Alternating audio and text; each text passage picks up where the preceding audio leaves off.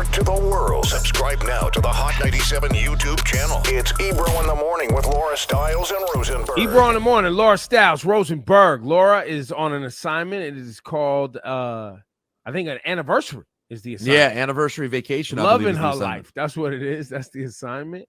But today, we have a good friend of ours. This guy, before, celebrating the African continent was a cool thing, the brother Akon in this day and age was bringing us vibes from Africa. Akon with us today. Good morning, sir.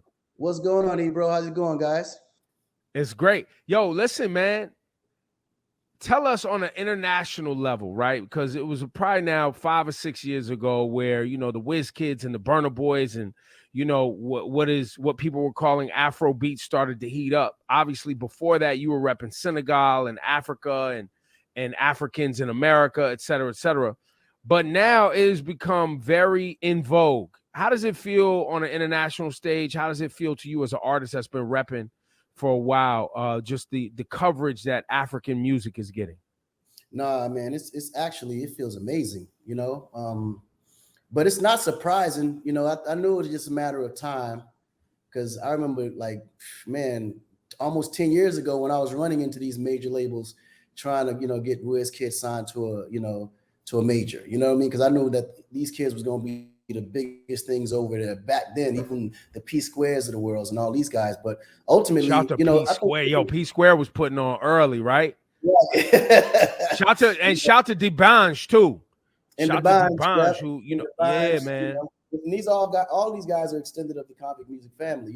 Back when I kind of stopped making music for a minute, was focused on Africa with all my philanthropy and stuff like that. Music was always the cornerstone in the front as well too. So a lot of we helped develop in Nigeria back then. So just to reset for everyone who may have forgotten, Akon comes with the Locked Up record with Styles P. That was right when you got home from jail, correct? Yeah. And then shortly after that, maybe a few years, you signed both T-Pain and Lady Gaga? Yeah, it was actually T-Pain was first. And then a few years after is when I actually got my label deal over at Interscope. And that's when I signed the Lady Gagas, the Cardinal Official, Kobe O'Donnell's, then did Gwen Stefani and all those guys. Wow. Yeah. Wow. I don't think people really, when you see where Lady Gaga is now, those that knew about her performances in the Lower East Side back in the day always knew she had that capacity and range. But are you still blown away when you see her on these stages? And do y'all ever cross paths or communicate? Oh yeah. She's like my little sister, man. Like, I don't think that combination will ever be gone because of where we started. You know what I mean? And knowing and seeing that little spark, knowing that was just a shining star, bro. Like, to see it happen in real life and see it manifest into something so real and so legendary. That's like a gift to see and the gift to be a part of. Because she was, everyone always knew she was a star. It was just a matter of finding that right niche and allowing her to do what she wanted to do more so than anything. Because back in the day when we was coming up, bro, a lot of times the labels kind of dictated what and how you moved. They'll put you in the studio with all the hit makers and all the hit writers, and because of course they have a huge portfolio of records. They're expecting you to get one of those as well too, because I was one of those hit producers that they would send every artist to me, or and I would be like, well, what do you want to do though? I hear what they want, but what do you want to do? And I think that was the missing factor with her, just allowing her to do what she wanted to do. Have you? Go ahead, Rose. Have you ever thought about in recent times though wanting to bring back the Just Dance magic, or are you happy with where things are? Honestly, me personally, I think there's still so much more musically that can be done and that she can actually go. Because but that's just my personal ideas and creativity on what I think and what I would like to hear her doing. You know what I mean? Like, I think if me and her got in the studio today, the world would be a whole different ball game when it comes to her music career. Because I think there's just so much that could be done on a global scale musically on her. I think there's been a certain niche that's been concentrated on a lot with her. And I think that there's another space that I think that they haven't accelerated to yet musically for. But I think there's a lot more left on the music side for Gaga. And now what about the relationship with T-Pain? I feel like recently I saw him talking about things not being good between you two. Where is that in real life? Oh no, actually, unfortunately, me and T-Pain always been A1. You know, he's like my little brother. Him and Budo, they always been bumping heads since day one. Like, you know, they Oh, almost. so your brother and T-Pain bump heads. Yeah, but I mean, it's more of a family bumping heads type of thing because they just always been competitive with each other. You know what I mean? I think, and it's always been, yeah, you know how it is. It's like they like literally like family, man. Them two are always going back and forth. You know, it was Competitive in what way, Akon? I think it was more business as well too, because you got to think they practically the same age. You know what I'm saying? So once success gets to a certain level, there's going to be certain of levels of respect that each person probably going to demand from each other.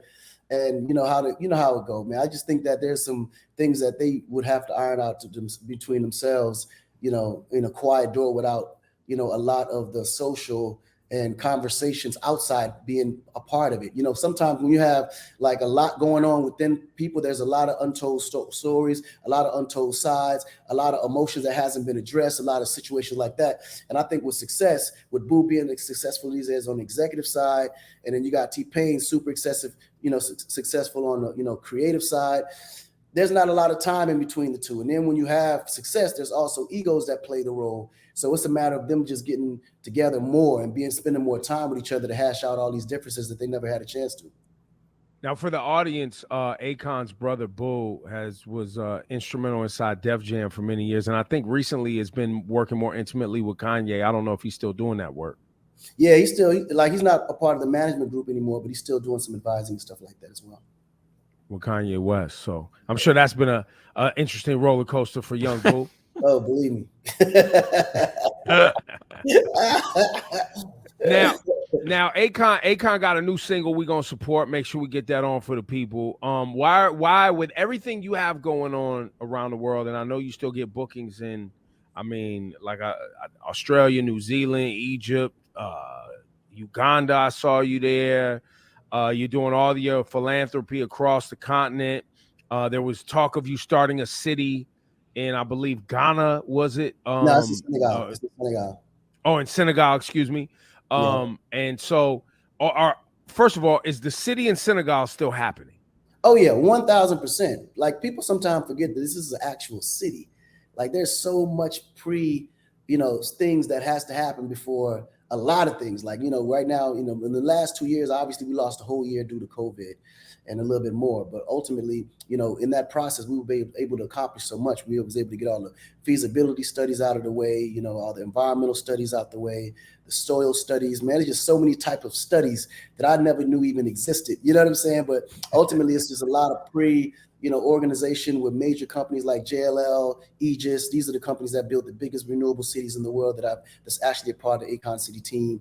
And these are things that just all been set up. So now we're at a point now where all the studies are pretty much passed down. Now they're working to create and kind of pave the land out for construction as we speak today. And so with all of that going on, why music? Just for the love? Well, music is, like, I don't think music will ever be alienated no matter what I do, because the music is what opened the doors for me to do everything that I'm doing now, you know, and that's the part that I pretty much missed in so many ways, you know what I mean? So it's to the point now where everything has been secured for me, you know. I feel like my legacy is in a good place. I did all the philanthropy work, then everything is set up on cruise control so we can continue to do all of that. All the business and investments are all, you know, locked in. So I'm just in a good place where I want to be today. But the only thing that was missing, honestly, in my life was the music side of it. So I feel like I've accomplished everything I wanted to do in music at that time. Now it's just so much more to do in music because, you know, the age has changed more into the digital side of things. The collective of artists have changed now. The sound and music has changed now.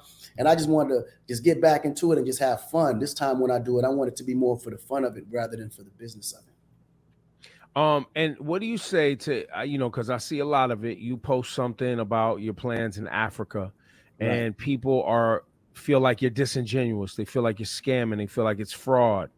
Really? What do you say to that? Oh, honestly, I never even knew that. I had no idea. I see that.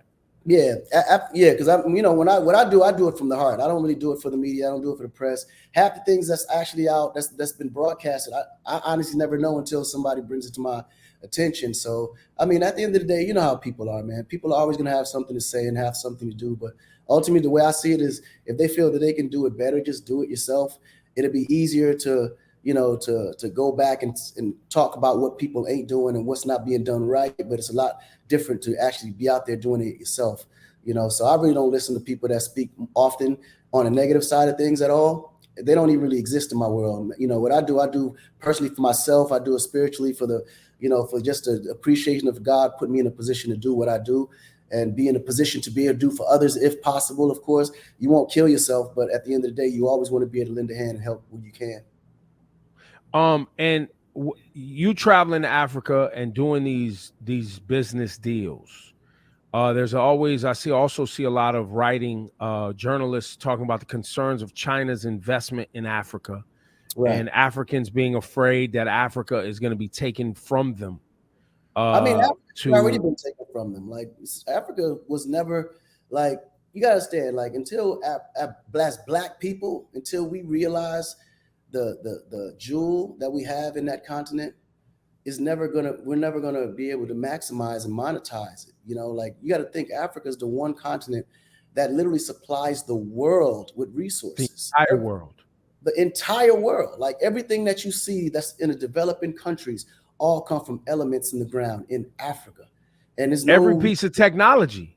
Everything from what we're talking on right now, whether it's this computer, that microphone, everything that you see that's around, that's being built in China for that matter, are elements coming from Africa. You know what I mean? Even here in America, like, when you look at all this, just futuristic and development, it's all coming from elements in the ground. And the batteries, the rechargeable batteries, the electric cars, all of it. Everything. But everyone's benefiting from it except Africans. And it's been hundreds of years, and we haven't figured out the fact that we have to be united. We have to come together, utilize all of our resources together, not independently. And for that, we'll be okay. When you look at the Jewish community, they're the smallest population on the whole globe, but yet they control the globe. It's only because they all unite. They have a cohesive plan as to how they want to, build their futures for their families and their families. Like, they may not all get along every day in business for that matter, but at the end of the day, they come together to make the decision they need to make for their people as a whole.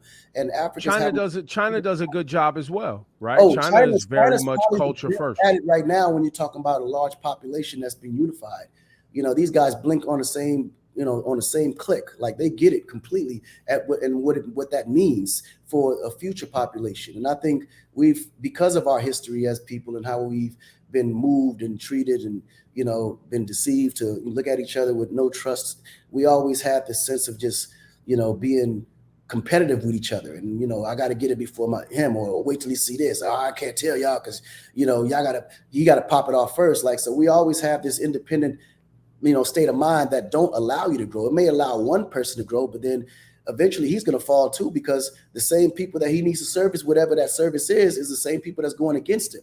And so it's a lot of work, and you constantly running, nowhere fast. So until we realize it, we have to come together, man. It's going to be a tough ride for us for the next 100 years. Do you feel like the leadership of the African leaders and politicians and business people in Africa that you come across realize this and care about this? Well, a lot of them, I don't think they do, because otherwise we wouldn't be in the position we are in now. There's a few of them that are really, really great leaders. And I think if we had more leaders like them in Africa, we would actually advance to it. But I also believe that Africa needs more women in the leading positions. Women think a lot different, and their motivation is more family, whereas men, our motivation is more power. And I think, when you have a different motivation for the decisions on why you make policy and why you make certain situations that affect the whole population, family has to be the core of that decision. So I think if Africa had more women leaders, we would probably advance a lot faster, believe it or not. That's a bar. That is a super bar right there. Ladies and gentlemen, this is Akon. Now, Akon, this song, where's this song from? This song is actually one of the songs in my archives, and I put it together for this new album that we're about to drop called Akonic. So ultimately, for years, I've been going through a lot of litigation within, the industry as far as my contracts and, so a lot of the pause of me putting out music was because I was going through a lot of legal issues. But now everything is fully cleared up, and I'm in a position now where I can freely release music the way I want to release music again, man. So I'm super excited. So are you independent now? Yeah, completely independent, 100%. Nice. And how? First of all, how much money did that take? Because there's artists out here who are stuck in deals and they ain't got the money. You So how gotta much money understand, did that take? bro, I was worth a lot to these buildings. You know, we was billing close to almost $1 billion, man. So it's like it took a nice pretty penny to get me out of all these contracts. I Thanks bet. to Africa. Again, Africa saved me. Hey, that's a beautiful way that came full circle, right? You know what I'm saying? Yeah. Akon, man, it's always a pleasure to sit with you and talk to you. You know, I have love for you, and I watch your endeavors from afar. So congratulations on that, and hopefully everything you got planned comes to fruition. You know, and you know, we've been trying to do our part on this side to make it, you know, cool, aware, and just the thing to do to take a travel back to Africa, and rebuild that bridge for the diaspora. You know, there's a lot of people who, you know, it's always crazy, right? Like you'll hear, you know, crazy stuff going on in Mexico. They'd be like, oh, 12 people got their head chopped off at the border. And people be like, I don't have no problem. I'm going on down there. You know, it's a big deal. Then you tell somebody to travel to Africa. They're like, whoa, wait a minute. Right. Wait a minute. Am I going to be all right? You be like, yo, you was yo. You know, it's interesting that we were just having that conversation. And it's a conversation that happens practically frequently around me, right? You know, people like, and it goes more to the minority because there's always so many different destinations for vacation. But you're right. Nobody never thinks to go to Africa. And, you know, ultimately, because propaganda has been working against Africa for so long, like as long as you can remember from the day you were born, there's always been negative, you know, press and negative, you know, exposure when it comes to Africa. So clearly it creates this huge fear. And that's only because of the power of what Africa would do if, you know, people actually was able to go back home to see what was available to them back there. You know what I mean? So, I mean, now the door is opening up more. Internet is like helping a lot to get that information out as well, too, because back then information was so, you know, closed and, you know, literally to the point where it was controlled and it was really targeted to what type of information will go to what type of groups of people. You know, now the internet kind of opened it up for everybody. So it's so deregulated to the point where now anybody can get information just by a click of a finger. So it's helping a lot for people to get the good information on Africa as wide as Well, I think if we're going to be more explicit about the convo, right? The economic empowerment of nations in Africa, many of the world's superpowers don't stand to benefit from that. Period. It actually for France specifically, Britain also, Germany, even All Switzerland and other nations that benefit, Belgium specifically in the Congo, China, they don't stand to make as much money if Africa is aware of how much money they are worth. Right. No, 1,000%, you know, because it goes back down to utilizing the information in a way where you don't spread it from an educational standpoint. Because believe me, if people understood what they were giving away and how much what they were giving away was worth, I promise you, those deals wouldn't be the way they are today. But it goes back to education again, man. We just have to understand what it is we have and how valuable we are. We have to be able to put a value on ourselves, because if we don't value ourselves, nobody else will. Akon, appreciate you, bro. Tee up this new record. Also, we're gonna find we gotta play that Akon Jeezy just to remind the people. Maybe that Locked Up too. Right. You know, and now this new record, what's it sound like, bro? What we sound like? We got this one of them pop Akons, this one of the R&B Akons. What is this? Right. Now this from day one, man. This is from day one. I took that Anya sample, the same sample that was used on Ready or Not for the Fugees back then. So we went back from day one on this one.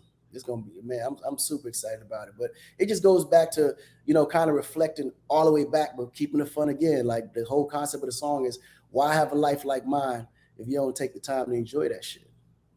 There it is. Akon, peace, bro. I'll see you soon. Love you. Man, you got peace, it, Akon. All right, bro. Take care.